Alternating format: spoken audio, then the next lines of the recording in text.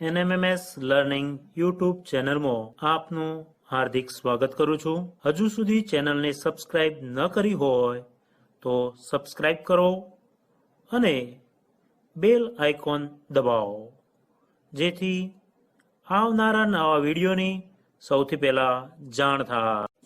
નમસ્કાર મિત્રો, આજે આપણે એનએમએમએસ 2016ના પ્રશ્ન નંબર 21 થી 25ના જવાબો કેવી રીતે મેળવવા તે શીખીશું।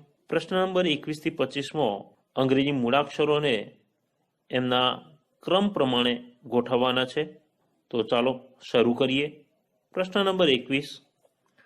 પ્રશ્ન નંબર 21 ની અંદર GOD 3 મૂળાક્ષરો આપેલા છે।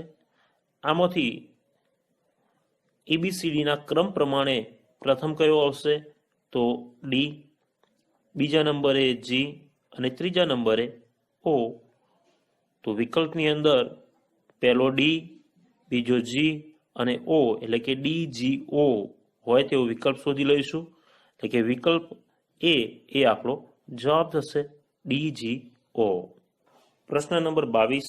પ્રશ્ન નંબર 22 ની અંદર PNG, તો ABCDના ક્રમ પ્રમાણે G પ્રથમ આવશે, બીજા નંબરે N આવશે અને ત્રીજા નંબરે P આવશે। તો એવો વિકલ્પ એટલે કે GNP એવું ક્રમમાં હોય એ પ્રમાણે વિકલ્પ શોધી લઈશું। તો વિકલ્પ નંબર બી એ આપણો જવાબ થશે, જેની અંદર G પ્રથમ, N બીજા નંબરે અને P ત્રીજા નંબરે આપે છે, માટે GNP એ આપણો જવાબ। પ્રશ્ન નંબર 23। એની અંદર આપેલા 4 મૂળાક્ષરોની અંદર S, D, P, F એની અંદર ક્રમની દ્રષ્ટિએ જોઈશું તો પહેલો ડી આવશે, બીજા નંબરે F આવશે, ત્રીજા નંબરે P અને ચોથા નંબરે S। તો આ ક્રમમાં એટલે કે પહેલો ડી, બીજો F, ત્રીજો P અને ચોથો S હોય એવો વિકલ્પ શોધી લઈશું। તો વિકલ્પ નંબર ડી એ આપણો જવાબ થશે, જેની અંદર D, F, P, S આપેલા છે। પ્રશ્ન નંબર 24।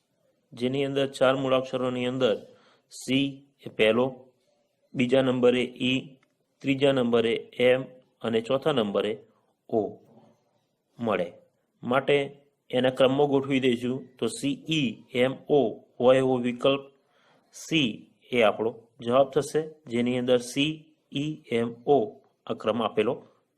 પ્રશ્ન નંબર 25। અહીંયા મૂળાક્ષરો ઘણા બધા આપેલા છે, તો થોડી કાળજીથી આપણે જોઈશું। તો પહેલો મૂળાક્ષર આવશે C,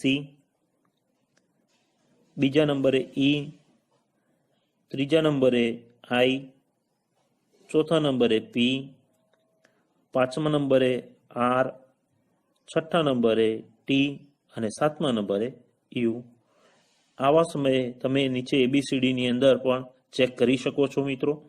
તો ABCD લખેલી હશે તો આવા પ્રશ્નોની અંદર ઝડપ મળશે। તો હવે આ ક્રમમાં હોય એવો વિકલ્પ શોધી લઈશું, જેની અંદર C પ્રથમ હોય। તો 4 વિકલ્પની અંદર C પ્રથમ આપેલો છે, પછી બીજા નંબરે E આવવો જોઈએ, તો E હોય એવા વિકલ્પો 3 છે, માટે વિકલ્પ 1 જવાબ હોઈ શકે નહીં। ત્રીજા નંબરે I, 3ની અંદર ત્રીજો મૂળાક્ષર I આપેલો છે। ચોથા નંબરે P હોવો જોઈએ, તો વિકલ્પ ડી ની અંદર ચોથો અક્ષર R આપેલો છે, માટે એ પણ જવાબ હોઈ શકે નહીં। પાંચમા નંબરે R, B અને C વિકલ્પની અંદર પાંચમા નંબરે R આપેલો છે, છઠ્ઠા નંબરે T હોવો જોઈએ, તો વિકલ્પ બી ની અંદર છઠ્ઠા નંબરે T આપેલો છે, માટે એ આપણો જવાબ બની શકે, જ્યારે વિકલ્પ સી આપણો જવાબ બની શકે નહીં। મિત્રો, વિડીયો ગમે તો લાઈક કરજો, વધુમાં વધુ શેર કરશો।